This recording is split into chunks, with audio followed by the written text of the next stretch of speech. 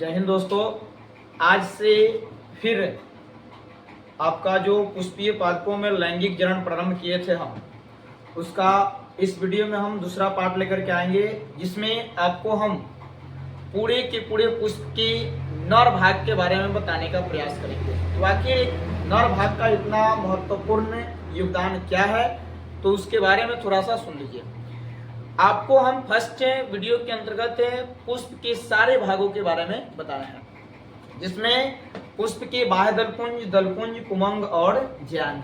तो आपको वहां पे बतलाए होंगे कि बाह्य दलपुंज और दलपुंज को पुष्प का सहायक अंग कहते हैं और पुमंग और ज्यांग को पुष्प का आवश्यक अंग कहते हैं। ठीक है, तो जो सहायक अंग है बाह्य दलपुंज और दलपुंज, वह अंग बस मदद करके वहीं पे अपना कार्य को बंद करता है, लेकिन पुमंग और ज्यांग जो आवश्यक अंग है, इसका योगदान बहुत बड़ा होता है, क्योंकि इसी पुमंग से पुष्प के नर युग्मक प्राप्त होते हैं और ज्यांग से पुष्प के मादा युग्मक प्राप्त होते हैं।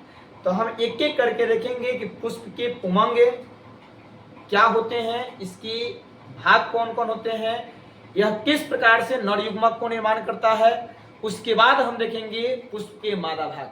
तो आइए स्टार्ट करते हैं। पुमंग, पुमंग इसे एंड्रोसियम बोलते हैं, एंड्रोसियम। ध्यान देंगे बुआ, पुष्प के नर भाग को पुमंग कहा जाता है। ठीक है, और इस पुमंग के बारे में संपूर्ण जानकारी जानने के लिए इसके इकाई भाग की हम चर्चा करते हैं। पुमंग के इकाई भाग को पुंकेसर कहा जाता है, जिसे स्टामेन बोलते हैं। ठीक है, यह जो पुंकेसर है, पुंकेसर के मुख्य रूप से वैसे दो भाग होते हैं, परागकोश और पुतंतु। किंतु परागकोश का जब हम अध्ययन करते हैं तो उस परागकोश के अंदर एक योजी होता है। जब हम योजी को लेते हैं तो वह पूरे के पूरे पुंकेसर के कितने भाग हो जाते हैं, 3 भाग हो जाते हैं। तो इसको थोड़ा सा फिगर के माध्यम से देख लेते हैं। यह होगा आपका परागकोश, जो गोलाकार भाग दिख रहा है, ये गोलाकार भाग परागकोश होगा। ये जो डंठल नुमा संरचना होगा, ये पुतंतु होगा। ठीक है, और यह परागकोश जो है, परागकोश के 2 पाली होते हैं। इस दोनों पाली को जोड़ने वाला जो भाग दिख रहा है, ये जोड़ने वाला भाग योजी कहलाता है। ठीक है, अतः हम इन तीनों को देखेंगे तो पता चलेगा कि पुंकेसर के 3 भाग होते हैं, फिलामेंट, कनेक्टिव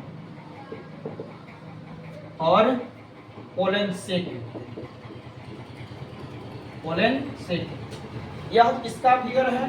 ये जो चित्र है, ये चित्र होगा पुंकेसर का। पुंकेसर, तो एक पुंकेसर के अंदर कितने भाग होते हैं, 3 भाग होते हैं, पुतंतु, योजी और परागकोश। तो अतः यह 3 भाग मिलकर के कितने पुंकेसर का निर्माण करते हैं, एक पुंकेसर का निर्माण करते हैं। अतः जब हम पुमंग के इकाई भाग का अध्ययन कर लेंगे तो इस संपूर्ण पुमंग का अध्ययन हो जाएगा। लेकिन इसलिए हम सबसे ज्यादा बारीकी से अध्ययन किसके बारे में करेंगे, तो पुंकेसर के बारे में अध्ययन करेंगे। ठीक है, तो इस पुंकेसर को हम एक एक करके देखते हैं कि पुंकेसर के जो 3 भाग हैं, परागकोश, योजी और पुतंतु, तो इसमें थोड़ा थोड़ा आप लिख भी लेंगे, हालांकि हम फर्स्ट वीडियो में आपको बतलाए भी हैं। तो पुतंतु क्या होता है, तो पुतंतु पुंकेसर के निचले भाग जो होता है, इसके संरचना पतले, डंठलनुमा, लचीले जैसी होती है। ठीक है, यह पुष्पासन से जाकर जुड़ जाता है। ये पुतंतु के बारे में हो गया। योजी, परागकोश के दोनों पालियों को जोड़ने वाला संरचना क्या कहलाता है, योजी कहलाता है। उसके बाद रहा परागकोश। तो परागकोश जो है पुंकेसर के पुतंतु के शीर्ष भाग पर स्थित गोलाकार संरचना परागकोश कहलाता है। इसके अंदर ही ये जो बूंदे बूंदे जो संरचना दिख रहे हैं, यह कहलाते हैं बुआ परागकण। क्या कहलाते हैं? परागकण, परागकण कहलाते हैं। अतः इसी परागकण से पादप के नर युग्मक के निर्माण होते हैं। इसलिए इस परागकण का अध्ययन करने के आधार पर इस पुंकेसर के सभी भागों में सबसे ज्यादा महत्व बढ़ जाता है किसका? परागकोश का। अतः हमें सबसे ज्यादा जानना होगा परागकोश की संरचना कैसी होती है, परागकोश के अंदर आखिर परागकण का निर्माण किस प्रकार से होता है, इस पूरे परागकोश को बनने के लिए कौन कौन सी कोशिका जिम्मेदार होती है। तो इसको हम एक एक करके देखते हैं। देखें तो हम इस परागकोश को थोड़ा सा जूम करके बनाएंगे, जिसमें आपको दिखाया जाएगा कि यह परागकोश किस प्रकार से द्विपालित होता है। देखें तो इसको इरेज करके बता रहे हैं। तो आइए हम स्टार्ट करते हैं। परागकोश की संरचना, परागकोश की संरचना, structure of pollen sac, structure of pollen sac, structure of pollen sac. तो इसकी बनावट कैसी होती है उसको बनाने से पहले समझ लीजिएगा। परागकोश जो होता है वह हमेशा द्विपालित होता है। ठीक है, कुछ आप भी मेहनत कीजिएगा। कुछ पादप के कुल होते हैं जैसे मालवेसी कुल, मालवेसी कुल के अंतर्गत भिंडी आता है, कपास आता है। ठीक है, तो ये जो मालवेसी कुल के अंतर्गत पौधे जो होते हैं, मालवेसी कुल के पौधों के परागकोश में सिर्फ एक पाली होते हैं। अतः मालवेसी कुल के पौधों को छोड़कर बाकी लगभग समस्त जो पेड़ पौधे होते हैं उनके परागकोश में लगभग द्विपालित होते हैं। देखें तो द्विपालित में जब हम अध्ययन किए, वहां भी जूम किए, बड़ा किए, तो पता चला कि एक पाली के अंदर 2 कोष्ठक होते हैं। अतः पूरे परागकोश में यदि तुलना कीजिएगा तो एक पाली में 2 कोष्ठक, अतः 2 पाली में कितने कोष्ठक? 4 कोष्ठक हो जाएंगे। अतः पूरे परागकोश में कितने कोष्ठक होते हैं? 4 कोष्ठक होते हैं। देखें उस प्रत्येक कोष्ठक को लघु बीजाणुधानी कहते हैं। तो आइए उसको हम संरचना के द्वारा देख लेते हैं। जैसे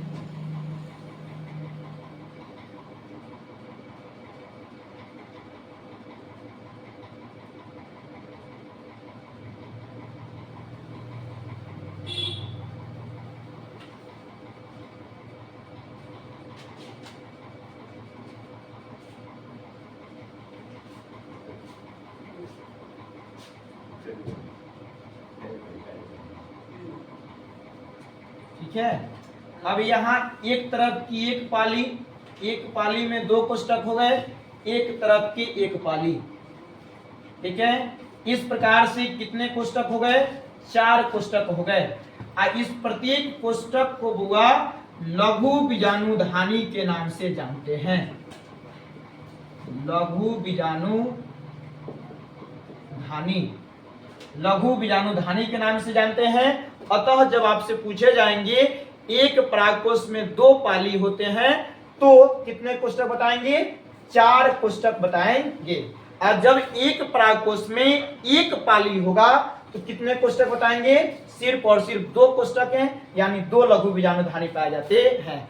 और इसी लघु बीजाणुधानी के अंदर क्या पाया जाता है? लघु बीजाणु पाया जाता है। और यही लघु बीजाणु विकसित होकर क्या कहलाता है? परागकण कहलाता है। तो इसमें आप पूरे के पूरे लघु बीजाणु या परागकण उसे बोल सकते हैं, पूरा आप भर लेंगे।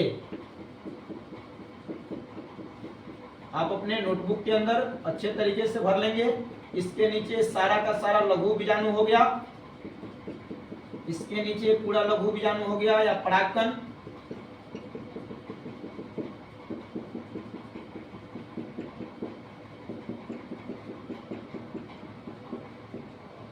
इस लघु बीजाणुधानी के नीचे ये सारा कोष्ठक है पूरा लंबा सा, इसके नीचे ये वाले कोष्ठक हो गए। ठीक है, अतः यह क्या है, प्राग कोश की संरचना। इसको काटा गया ऊपर से, तो ऊपर से भी ऐसे आप बना लेंगे। ऊपर से काटने के बाद पता चला था कि इसके अंदर कितने कोष्ठक होते हैं। ठीक है, तो ये जो नॉर्मली हम लोग देखते हैं, तो नॉर्मली हमारा परागकोश जो होता है, यह परागकोश ऐसे बंद संरचना के रूप में होता है। देखें, इसी परागकोश को जब जूम किया गया, बड़ा किया गया, इसके अंदर के सदस्यों को जानने के लिए, तो इस रूप में दिखाई दिया। तो आप इसको भी बना लेंगे। इसके अंदर क्या रहते हैं, परागकण रहते हैं। तो इस बंद संरचना के अंदर यह स्पष्टीकरण नहीं दे पाता है आदमी कि ये कितने लघु बीजाणुधानी होंगे। तो इसी लघु बीजाणुधानी का पता लगाने के लिए इसको ऊपर से काट करके और देखा गया, तो पता चला एक पाली में कितने कोष्ठक होते हैं, 2 कोष्ठक होते हैं। और यह 2 कोष्ठक मिल करके आपके 2 कोष्ठक हैं, 4 कोष्ठक हो जाते हैं। और एक परागकोश में पूरे के पूरे 4 लघु बीजाणुधानी हो जाते हैं। ठीक है, अब हम पूरे के पूरे पुंकेसर के संरचना का वर्णन कर दिए। यानी एक पुंकेसर में आप देखे थे पुतंतु होता है, तो ये रहा आपका पुतंतु। ठीक है, उसके बाद योजी देखे थे, तो ये रहा योजी। ठीक है, अब योजी के बाद जो आप देखे थे परागकोश के 2 पाली, तो ये दोनों पाली रहा। ये दोनों पाली के अंदर 2 कोष्ठक भी देख रहे हैं। प्रत्येक कोष्ठक को क्या कहते हैं, लघु बीजाणुधानी कहते हैं। ठीक है, अब आपका प्रश्न होगा कि लघु बीजाणुधानी के अंदर क्या पाया जाता है। तो लघु बीजाणुधानी के अंदर आप देख पा रहे हैं पूरा का पूरा लघु बीजाणु पाया जाता है। ठीक है, अब इतने बड़ी संरचना को बनाने के लिए, यानी परागकोश के तीनों सदस्यों को बनाने के लिए आपके कौन कौन से कोशिका मदद करते हैं, इन सारी कोशिकाओं को हम बारीकी से देखेंगे। तो इसको इरेज करके आपको हम नेक्स्ट बता रहे हैं। देखिए अब परागकोश की संरचना। ठीक है, तो परागकोश की संरचना को हम स्वतः एक बार रिपीट कर देते हैं। परागकोश जो होता है वह हमेशा द्विपालित होता है। प्रत्येक पाली में 2 कोष्ठक होता है। अतः एक परागकोश में कितने कोष्ठक हो जाएंगे, 4 कोष्ठक हो जाएंगे। इस 2 पाली और 4 कोष्ठक के आधार पर लघु बीजाणुधानी जो 2 हुए, इस प्रकार से 4 लघु बीजाणुधानी हो गया। इस लघु बीजाणुधानी के आधार पर कभी कभी परागकोश को द्विपालित चतुष्कोष्ठकीय परागकोश भी कहा जाता है। तो इस बात को आप नोट करके लिख लेंगे कि परागकोश को द्विपालित चतुष्कोष्ठकीय परागकोश भी कहा जाता है। वो आप भली भांति समझ रहे हैं क्यों कहा जाता है, क्योंकि इसमें 2 पाली पाया जाता है, इसलिए इसे द्विपालित कहा जाता है। और 4 लघु बीजाणुधानी पाया जाता है, यानी 4 कोष्ठक पाया जाता है, इसलिए उसको हम चतुष्कोष्ठकीय परागकोश के नाम से भी जानते हैं। ठीक है, तो अब हम देखेंगे परागकोश यानी पुंकेसर के निर्माण में। परागकोश क्या है, पुंकेसर का ही भाग है। तो मुख्य रूप से हम परागकोश की पूरी संरचनाओं का अध्ययन करेंगे। देखें, तो इसके निर्माण में कौन कौन कोशिका मदद करती है। तो आइए देखते हैं परागकोश के निर्माण में। परागकोश की निर्माण में भाग लेने वाली कोशिका, भाग लेने वाली कोशिका, यानी परागकोश के निर्माण में कौन कौन कोशिका मदद करती है। ठीक है, तो हम एक एक करके पूरे कोशिकाओं का अध्ययन करेंगे। ठीक है, तो ध्यान दीजिएगा बुआ। इस परागकोश के प्रत्येक पाली में जब पाली बनना प्रारंभ होता है, तो सबसे पहले एक कोशिका जन्म लेती है, जिस कोशिका का नाम है अध स्तरीय कोशिका। अध स्तरीय कोशिका, जिसे इंग्लिश में बोलते हैं हाइपोडर्मल सेल। Hypodermal cell. अध स्तरीय कोशिका जो होती है बाबू, यही कोशिका बड़ी होती है। बड़ी होकर, लेकिन जैसे आप जन्म लेते हैं तो बउआ कहलाते हैं, बच्चा कहलाते हैं। जब वही बड़ा होते हैं तो वयस्क कहलाते हैं या बूढ़ा कहलाते हैं। उसी प्रकार से यह अधः स्तरीय कोशिका जो है बड़ी होती है, और जैसे ही बड़ी होती है इसका नाम चेंज हो जाता है, अब नाम हो जाता है इसका प्रपशु कोशिका। प्रपशु कोशिका यानी अब तक आप देखे कि अधः स्तरीय कोशिका बड़ी होकर क्या कहलाई है? प्रपशु कोशिका। ठीक है, अब यह प्रपशु कोशिका आगे बढ़ती है। यह प्रपशु कोशिका क्या करती है? तो समसूत्री विभाजन करती है बाबू, समसूत्री विभाजन करती है। आपको हम थोड़ा सा विभाजन के बारे में बतला दें, बस इतना ही। पर यहां देखिएगा, आप पूरा का पूरा समसूत्री और अर्धसूत्री विभाजन जो है यह 11th का एक बहुत बड़ा चैप्टर है, cell division and cell cycle, आप वहां पे देख सकते हैं। बट अभी यहाँ थोड़ा सा समझ लेंगे समसूत्री विभाजन क्या होता है और अर्धसूत्री विभाजन क्या होता है। जहां भी कभी समसूत्री विभाजन होगा वहां एक मातृ कोशिका से दो पुत्री कोशिका का निर्माण होगा। देखें, और अर्धसूत्री विभाजन जब किसी कोशिका में होगा तो एक मातृ कोशिका से चार पुत्री कोशिका का निर्माण होता है। देखें, यह पहला शर्त हुआ। और दूसरा शर्त है कि मातृ कोशिका में जितना गुणसूत्र रहेगा उतना ही गुणसूत्र यदि पुत्री कोशिका में जाए तो वह कोशिका विभाजन समसूत्री विभाजन कहलाएगा। और जब मातृ कोशिका की अपेक्षा पुत्री कोशिका में गुणसूत्र की संख्या आधी जाए तो वह विभाजन अर्धसूत्री विभाजन कहलाएगा। बस समसूत्री और अर्धसूत्री की यही दो शर्त याद रखेंगे, बाकी आपका काम चल जाएगा। तो हम अभी बतलाया समसूत्री विभाजन होगा तो कितने कोशिका का निर्माण होगा? दो कोशिका का निर्माण होगा। तो देख सकते हैं इस प्रपशु कोशिका में समसूत्री विभाजन होता है तो दो कोशिका का निर्माण होता है, जिस कोशिका का नाम है प्राथमिक द्वितीय कोशिका। प्राथमिक द्वितीय कोशिका, ठीक है। और दूसरा का नाम है प्राथमिक पुण्य बीजाणु जनन कोशिका। प्राथमिक पुण्य बीजाणु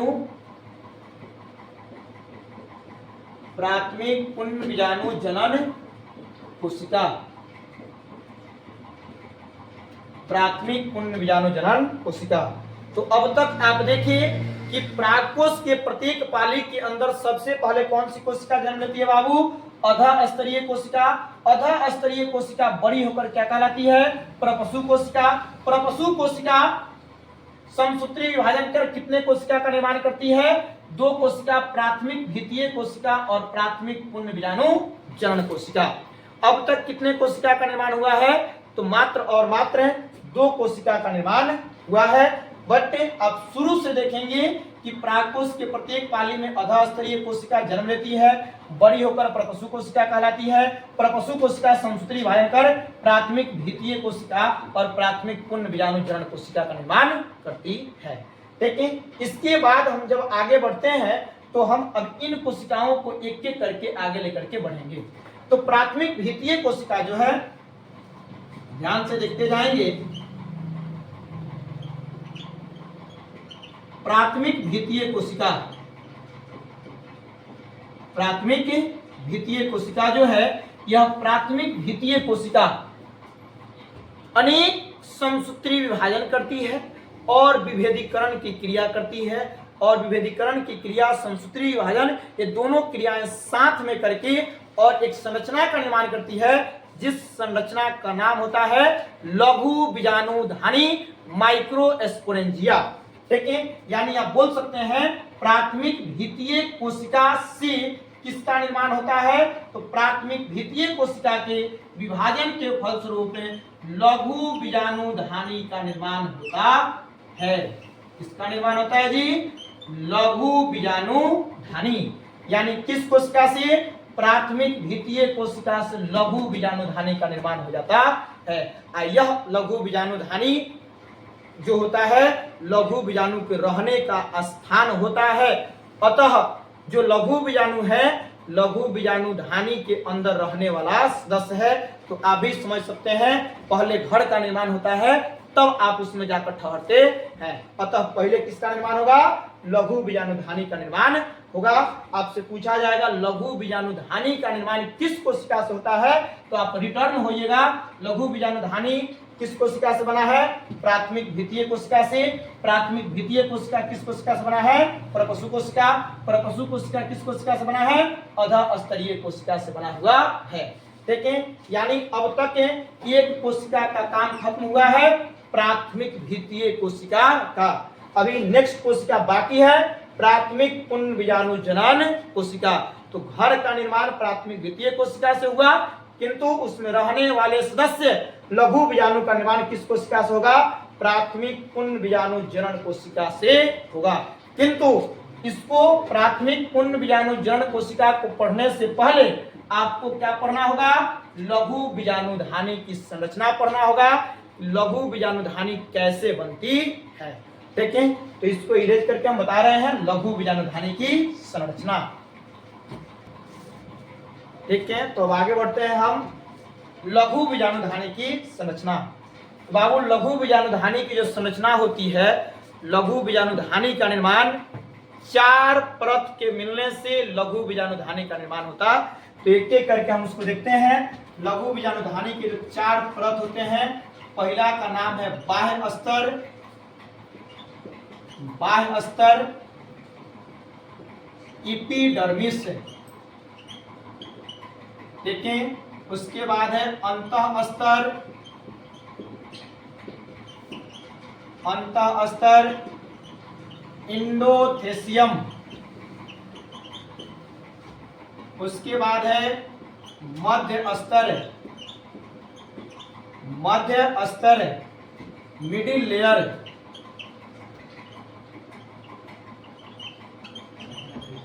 मिडिल लेयर। उसके बाद है बाबू टैपिटम।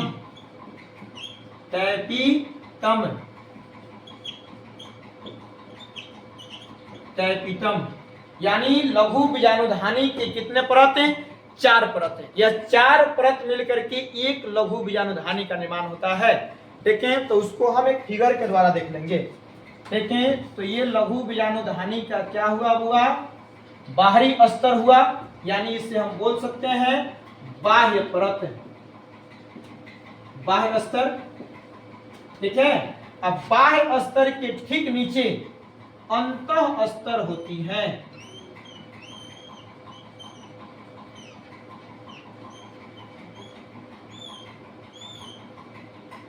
अंतः स्तर, बाह्य स्तर के ठीक नीचे की परत क्या होता है? अंतः स्तर कहलाता है। देखें, अंतः स्तर के बाद की जो परत होती है, अंतः स्तर के बाद 3 परत का एक समूह बनता है, जिसे मध्य स्तर के नाम से हम जानते हैं।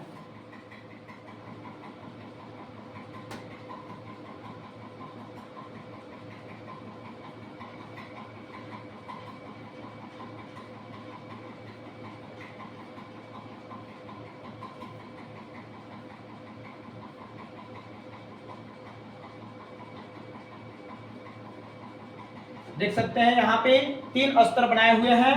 यह लाल रंग के होते नहीं है, बस आपको पहचान करने के लिए हम बता दे रहे हैं। यह 3 परत आपस में मिल करके मध्य स्तर का निर्माण करते हैं। ठीक है। अब यह मध्य स्तर के बाद जो परत का निर्माण होता है, उस मध्य स्तर के बाद के परत को टैपिटम के नाम से जाना जाता है। टैपिटम।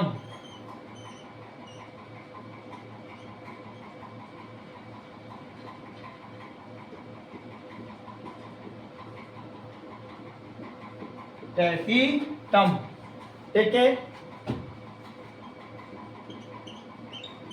टैपिटम, ये रहा आपका एक लघु बीजाणुधानी की संरचना। आप चाहें तो आपको हम अभी बतलाए कि एक परागकोश में कितने लघु बीजाणुधानी होते हैं? 4 लघु बीजाणुधानी होते हैं। तो आप चाहें तो इसको बना सकते हैं। एक बनाए हैं, उसके बाद यह दूसरा यहां बन जाएगा, तीसरा आपका यहां बन जाएगा, और फिर चौथा आपका यहां बन जाएगा। इस प्रकार से कितने लघु बीजाणुधानी बन जाएंगे? 4 लघु बीजाणुधानी बन जाएंगे। और 4 लघु बीजाणुधानी आपको भी पता चल चुका होगा, एक परागकोश के अंदर 4 लघु बीजाणुधानी होते हैं। तो चारों के अंदर यह संरचना सेम बनेगा। देखिएगा, ये चारों का ज्वाइंट यहाँ पे बीच में मिलेगा। देखें, यह लघु बीजाणुधानी की संरचना समझना है तो आप जो उत्तर भारत के लोग हैं, यानी विशेष तौर पे बिहार यूपी के जो लोग हैं, वह एक तरकुल का पेड़, तार का पौधा अच्छी तरीके जानते हैं। उसमें 2 फल लगता है, वो गोल गोल लगता है, जिसको खाजा बोलते हैं। ठीक है, उसको काट करके और उसमें देखिएगा खा करके बीचों में लकड़ी खोस करके और डुगड़ी बना देते हैं बच्चा का। ठीक है, तो उसको देख लीजिएगा तो ये भली भांति आपको समझ में आ जाएगा। ठीक है, तो ये रहा आपका किसका संरचना, लघु बीजाणुधानी का संरचना।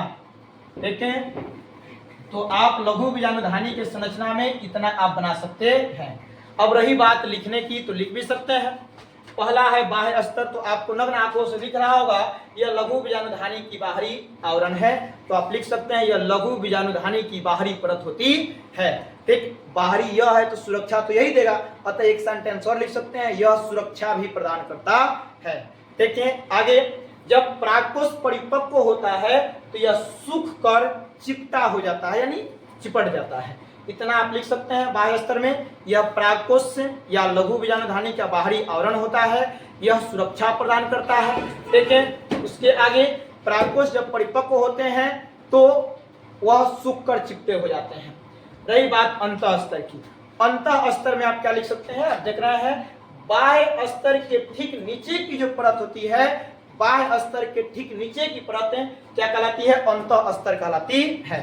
ठीक है, अंतः स्तर में बाबू आपसे याद करने योग्य बात यह होता है, आपसे पूछा जाता है परागकोश के फटने में, यह आपका परागकोश है, हम मानते हैं परागकोश है, इसके अंदर परागकण बना है, तो ये परागकण बाहर निकलेगा तबे तो एक तरफ महत्व पता चलेगा, जाकर के मादा युग्मक से मिलेगा।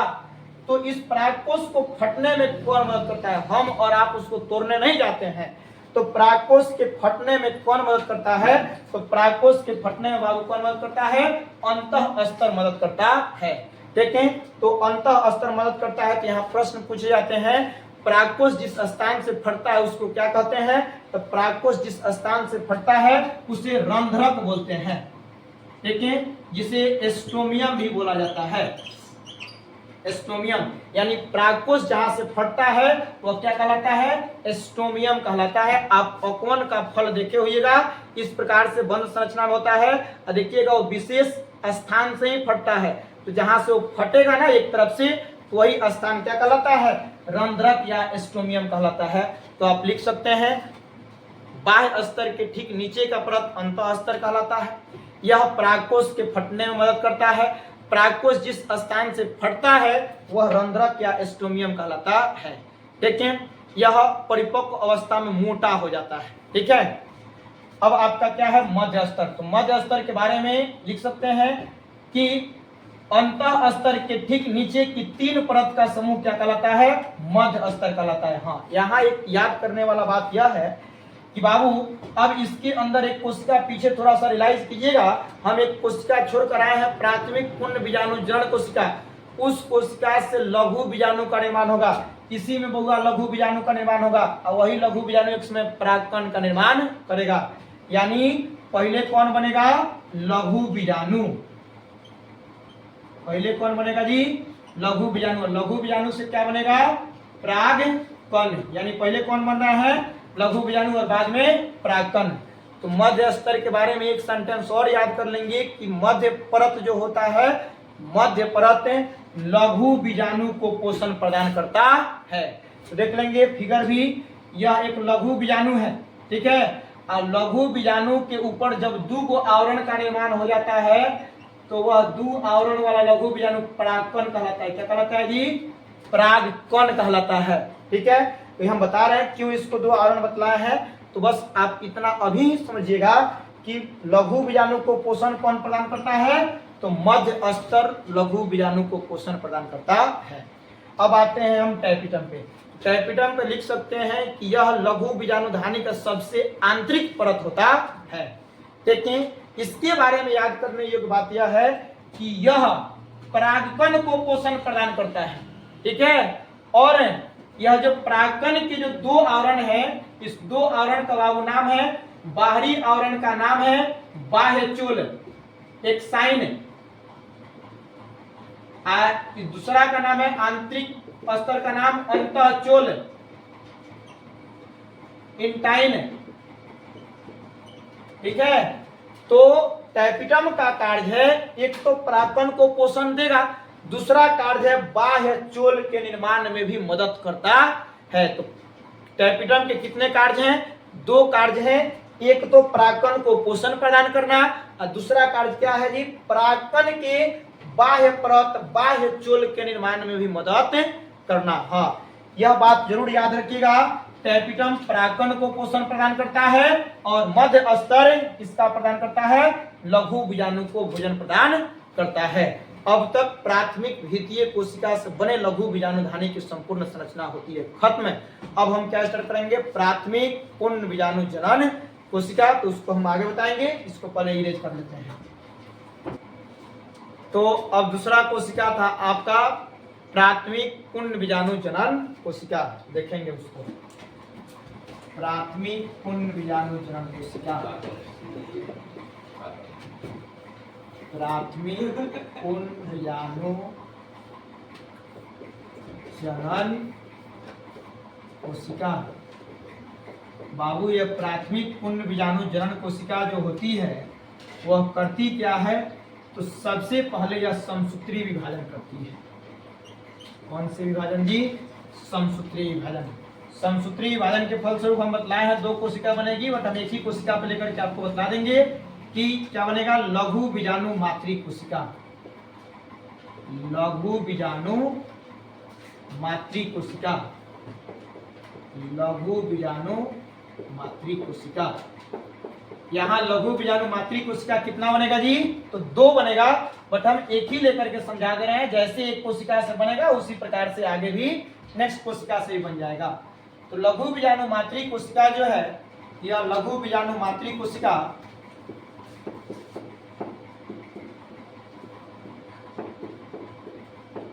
लघु बीजाणु मातृ कोशिका अर्धसूत्री विभाजन करती है। कौन सी विभाजन करती है जी? अर्धसूत्री विभाजन करती है। तो देखिए, अर्धसूत्री विभाजन के फलस्वरूप हम बतलाए थे कि हमेशा और हमेशा कितने कोशिका का जन्म होगा? 4 कोशिका का जन्म होगा। ठीक है, तो ध्यान दीजिएगा, आपका जो गुणसूत्र होता है, गुणसूत्र की जब संपूर्ण संख्या होती है तो उसको 2n से दर्शाते हैं। ठीक है, तो जब बराबर की गुणसूत्र की विभाजन होती है तो समसूत्री विभाजन, देखिए यहाँ 2n है तो समसूत्री विभाजन हो रहा है, तो यहाँ भी कितना होगा? 2n ही होगा। ठीक है, तो लघु बीजाणु मातृ है तो यहाँ भी कितना लिख देंगे? हम 2n ही लिख देंगे। किंतु जब अर्धसूत्री विभाजन होता है तो गुणसूत्र की संख्या आधी हो जाती है, अतः यह जो कोशिका बनी है इसमें गुणसूत्र की संख्या क्या हो जाएगी जी? आधी हो जाएगी। यह कोशिका का नाम क्या होता है? लघु बीजाणु। क्या नाम होता है जी? लघु बीजाणु। इस प्रकार से कोई लघु बीजाणु बना? 4 लघु बीजाणु का निर्माण हुआ।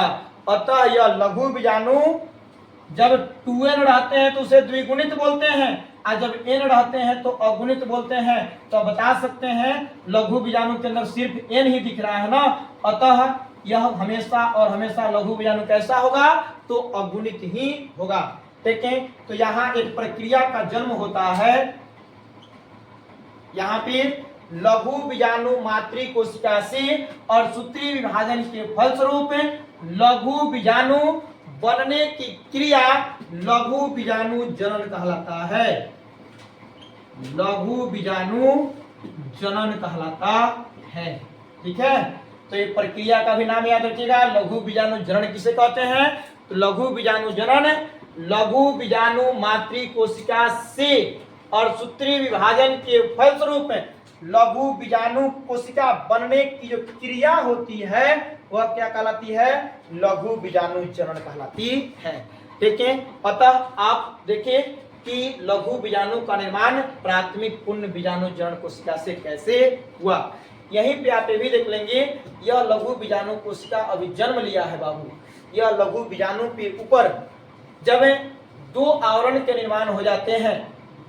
देखिए यह एल है, इसके ऊपर एक आवरण का निर्माण हो जाता है, एक और बाह्य चोल और अंतःचोल। ठीक है, 4 बना ही देते हैं। एन एन लिखे हैं हम, इसके बाहर एक एक आवरण का निर्माण हो गया। खुरदुरा होता है, वो जब हम पराकन के संरचना पे आएंगे तो आपको बतलाएंगे। अभी यहाँ थोड़ा सा समझ लीजिएगा, कुछ समझने वाली बात है। यह लघु बीजाणु के ऊपर ही कई आवरण बन गया है, 2 आवरण बन गया है, बाह्य चोल और अंतःचोल। अभी पराकन में और सारी क्रिया होती है। यह अंदर जो होता है 2 कोशिका का निर्माण और होता है। यहाँ काई कोशिका और जनन कोशिका बनती है, तो घबराए नहीं, आगे हम नेक्स्ट वीडियो में आपको बतलाएंगे। ये लंबा होते जा रहा है वीडियो। आगे हम देखिएगा परागकण जो है, परागकण अभी 2 आवरण के आधार पर ही समझ लीजिएगा। लघु बीजाणु के ऊपर जब 2 आवरण का निर्माण होता है और अंदर 2 कोशिका बनती है, तो वह 2 कोशिका और 2 आवरण मिलकर के क्या कहलाती है? परागकण कहलाती है। क्या कहलाती है जी? परागकण। अतः यह सब के सब क्या बन गए? परागकण बन गए। ठीक है, अतः आपको अब समझ में आ गया होगा कि पहले लघु बीजाणु बनता है और तब क्या बनता है? परागकण बनता है। यानी जैसे हम लोग जन्म लेते हैं, तब वयस्क अवस्था में, तब वृद्धावस्था में जाते हैं, उसी प्रकार से एक पेड़ पौधा में भी एकदम प्रोसेस वाइज क्रिया होती है। पहले क्या बनती है? लघु बीजाणु, उसके बाद क्या बनता है? परागकण बनता है। अब बाकी है इसमें परागकण से नर युग्मक कैसे बनते हैं, क्योंकि नर युग्मक तक पहुंचने के बाद ही हमें कंसेप्ट क्लियर होगा कि एक पेड़ पौधा अपने युग्मक को कैसे तैयार करता है। क्योंकि इस बार के बिहार बोर्ड के एग्जाम के अंदर यही परागकण से नर युग्मक कैसे बनते हैं, यही प्रश्न पूछा गया था। और यह प्रश्न बिहार बोर्ड का ही नहीं, बड़े सारे एग्जाम का भी यह प्रश्न रहा है। इसलिए आप इस कंसेप्ट को बहुत ही बारीकी से समझेंगे। देखें, ये रहा परागकण तक। लेकिन यहाँ परागकण पहुंचने से पहले कुछ कुछ पौधों में जो होता है यह लघु बीजाणु एक साथ जुड़े हुए ही रहता है। ठीक, वह अलग अलग नहीं होता है। वो कुछ ही पौधों में होता है, जैसे धतूरा, आर्किड, टाइफा। इन पौधों में यह जो लघु बीजाणु एक बार में 4 गो जो बन रहे हैं, वह एक दूसरे से जुड़ करके चतुष्फलकीय संरचना बनाते हैं। देखें, बाकी शेष पौधों में यह चारों लघु बीजाणु अलग अलग स्वतंत्र रहते हैं और अलग अलग स्वतंत्र रूप से क्या करते हैं? परागकण का निर्माण करते हैं। देखें, तो हम अभी इसको थोड़ा सा बता देंगे, इन सारे लघु बीजाणु को कि कैसे चतुष्फलकीय संरचना में बनते हैं। देखें, तो इसको थोड़ा सा इरेज करके बता रहे हैं। देखिएगा बुआ, ये जो 4 लघु बीजाणु जो है वह आर्किड, धतूरा और टाइफा, इन कुछ कुछ पौधों में अलग ना होकर के एक दूसरे से जुड़े हुए ही रहते हैं और वह संरचना का नाम हो जाता है चतुष्फलकीय। तो बहुत सारे बच्चे को समझ में नहीं आता है चतुष्फलकीय बना कैसे। एक तो ध्यान लीजिएगा, हम बता देते हैं।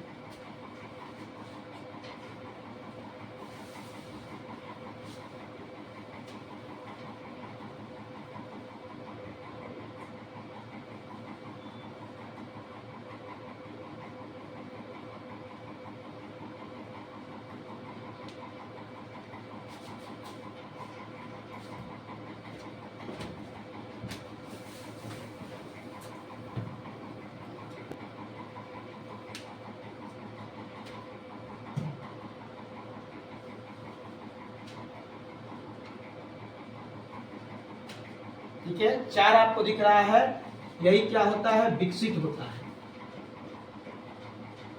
विकसित होकर, विकसित होता है तो कैसे बनता है?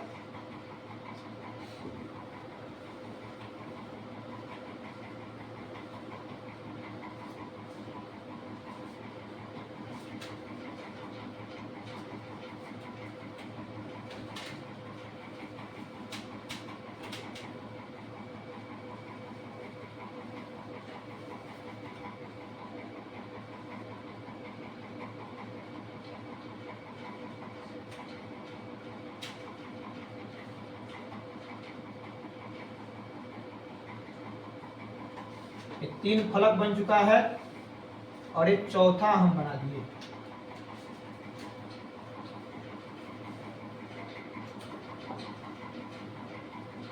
ठीक है, और देख लीजिएगा यहाँ पे आपको 4 फलक दिख रहा होगा।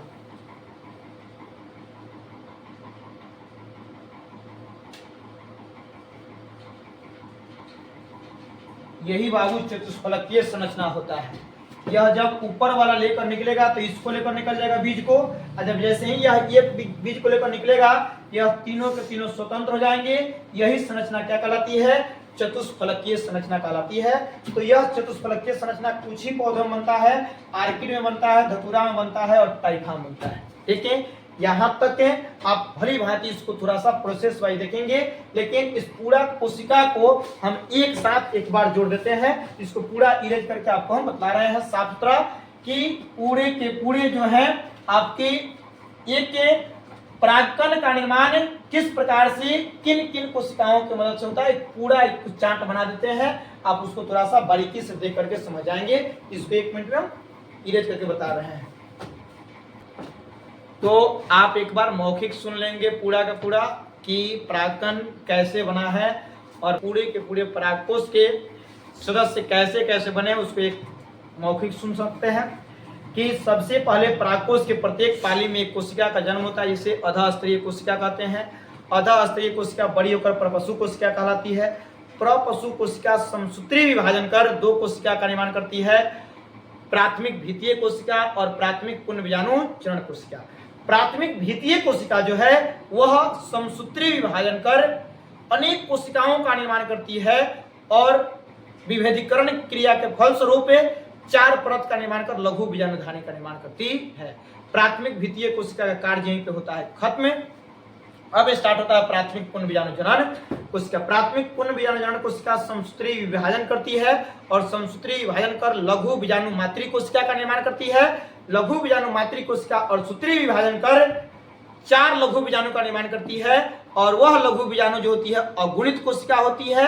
जब इस अगुणित कोशिका प्रत्येक अगुणित लघु बीजाणु कोशिका में जब 2 कोशिका का निर्माण हो जाता है और उसके ऊपर 2 आवरण का निर्माण हो जाता है तो वही लघु बीजाणु क्या कहलाने लगता है? परागकण कहलाने लगता है। देखें, और उस परागकण के अंदर 2 कोशिका बनती है। उस कोशिका का नाम होता है बाबू कायिक कोशिका और जनन कोशिका। उसमें से जनन कोशिका छोटी होती है और यही कोशिका जब विभाजन करती है तो वह नर युग्मक कहलाता है। लेकिन इन तमाम प्रोसेस को हम नेक्स्ट वीडियो में बताएंगे। अब तक ये पूरा कोशिकाओं का एक हम चार्ट बना देते हैं आपके बीच। तो सबसे पहले है अधःस्तरीय कोशिका।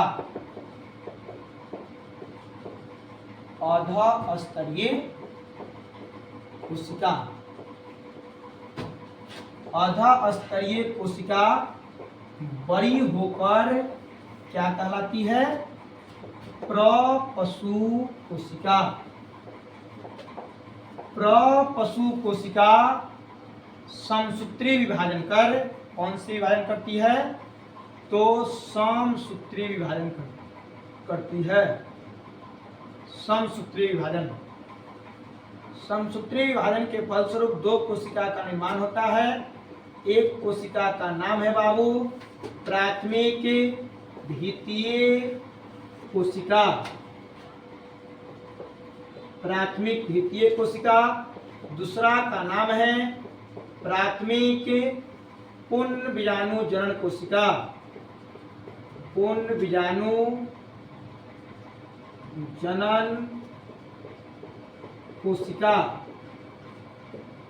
पुण्य बीजाणु जनन कोशिका। तो आपको आगे पता होगा, अपने चार्ट पेपर पे बनाएंगे जब तो यहाँ आप लिख सकते हैं प्राथमिक भीतीय कोशिका से, प्राथमिक भीतीय कोशिका से इसका निर्माण होता है। तो प्राथमिक भीतीय कोशिका से लघु बीजाणुधानी का निर्माण होता है। लघु बीजाणुधानी का निर्माण होता है।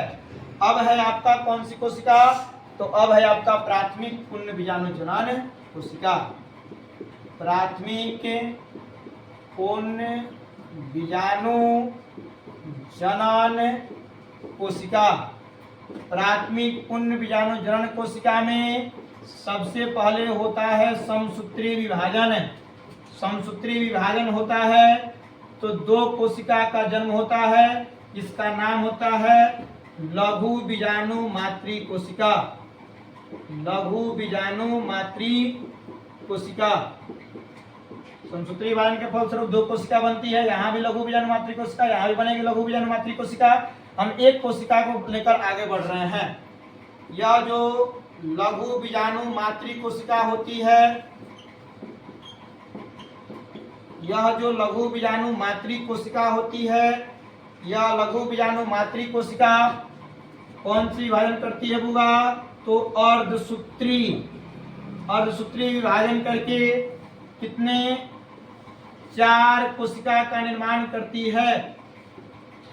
यह लघु बीजाणु मातृ कोशिका अर्धसूत्री विभाजन कर 4 कोशिका का निर्माण करती है। लघु बीजाणु जिसे हम कहते हैं, इस प्रकार से 4 लघु बीजाणु का निर्माण हुआ।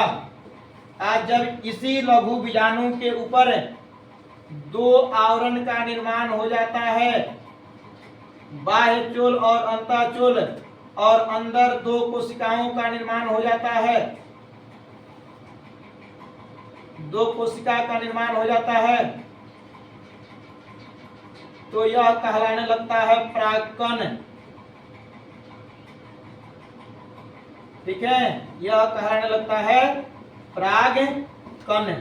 तो ये रहा आपका पूरी के पूरे परागकोश के निर्माण में मदद करने वाले कोशिकाओं का योगदान, कोशिकाओं का जो भी महत्व है, उस सारे के सारे एक पूरे चार्ट के माध्यम से आप देख सकते हैं। इसको भली भांति याद करके रखिएगा। एक एक क्वेश्चन हम आपसे नीट के लेवल तक का हम आपसे बनवाने वाले हैं। देखें, बशर्ते शर्त यही है कि आप इस वीडियो को भली भांति अच्छे तरीके से अपने नोटबुक के अंदर नोट करें। 3-4 वीडियो तक आप अच्छे तरीके से देखें। यह लास्ट एक वीडियो बनेगा जिसमें आपका पुष्प का नर भाग समाप्त हो जाएगा, और उसके बाद की वीडियो में हम आपको पूरे के पूरे इस पूरे नर भाग से संबंधित जितना प्रश्न है नीट के, उस सारे के सारे आपको हम प्रश्न बनवाने वाले हैं, और उसी प्रश्न से आपको हम अन्य बोर्डों के क्वेश्चन को भी कंपेयर करके बताने वाले हैं। अतः इस 2-3 वीडियो को आप भली भांति देखेंगे। यहाँ 3-4 वीडियो में आप स्पष्ट होंगे, तभी जाकर के आप मुझे फॉलो कीजिएगा, आप मुझे शेयर कीजिएगा, अन्यथा आप वहीं पे इस चीज को रोक दीजिएगा।